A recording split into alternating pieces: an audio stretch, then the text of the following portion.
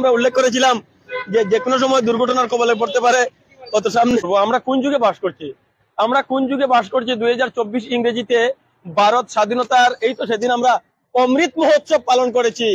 এই যদি হয় স্বাধীনতার 75 বছর পর আমাদের দেশের উন্নয়ন, সেটা চশমা লাগবে না, খালি চোখে দেখা যায়। 306 নম্বর শিলচর আইজল জাতীয় সড়ক।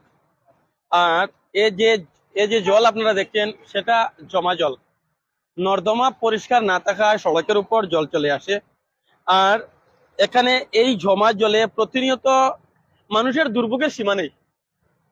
উল্লেখ করব, এটা কোনো গ্রামীণ সড়ক নয়, এটা হচ্ছে একটি জাতীয় সড়ক, 306 নম্বর শিলচর আইজল জাতীয় সড়ক।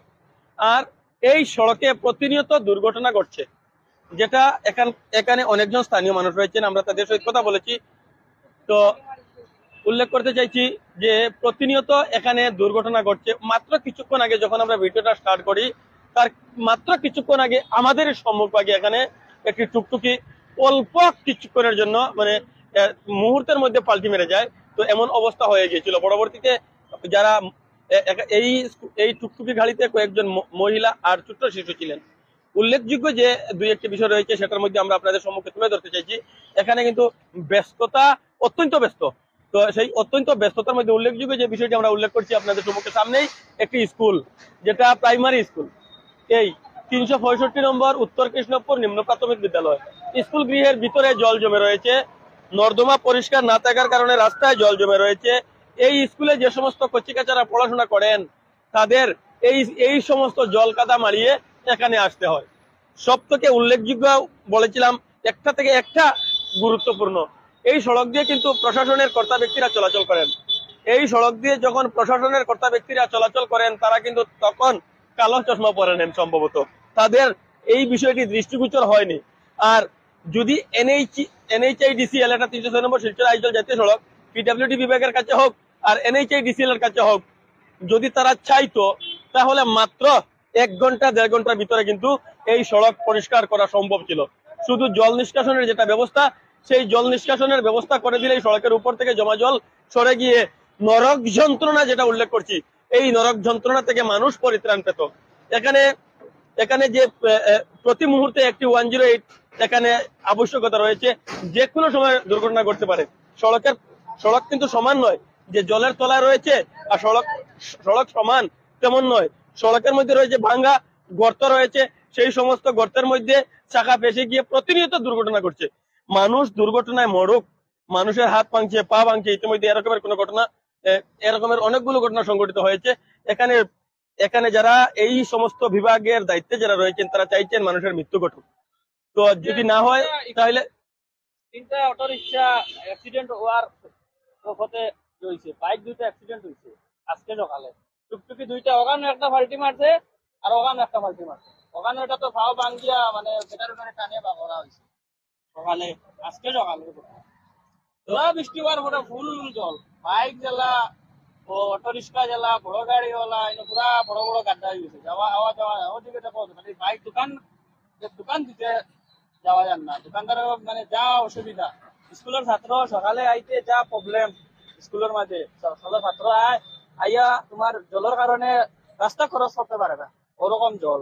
আর জল তো তোমার এটা বেশ পুরা বৃষ্টি হওয়ার পরে আওয়া যাওয়া।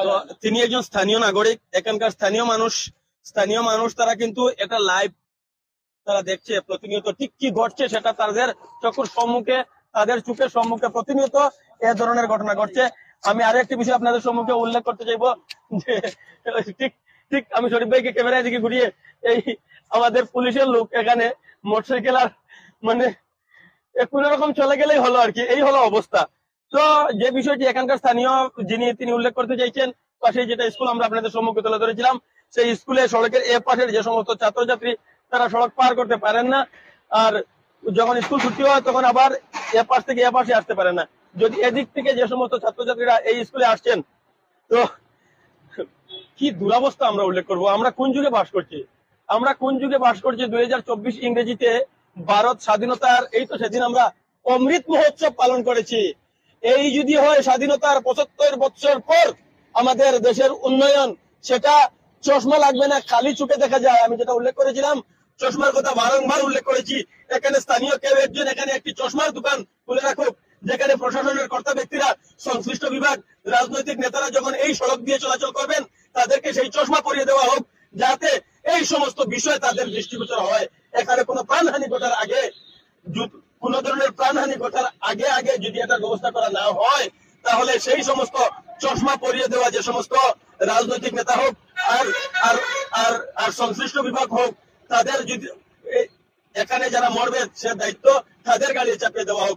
এখানে স্থানীয় মানুষ অনেকবার প্রতিবাদ করেছেন। ঠিক এই বিষয়টি ইতিমধ্যে প্রশাসনের দৃষ্টিগোচর করানো হয়েছে। এ বিষয়ে আমাদের কাছাড়ের জেলা শাসককে মেমোরেন্ডাম দেওয়া হয়েছে। মানুষ রাস্তায় নেমে প্রতিবাদ করেছে, আন্দোলন করেছে, কিন্তু এখনো এই এই সম্মুখ দিকে একটি টুকটুকি আমরা উল্লেখ করেছিলাম যে কোনো সময় দুর্ঘটনার কবলে পড়তে পারে।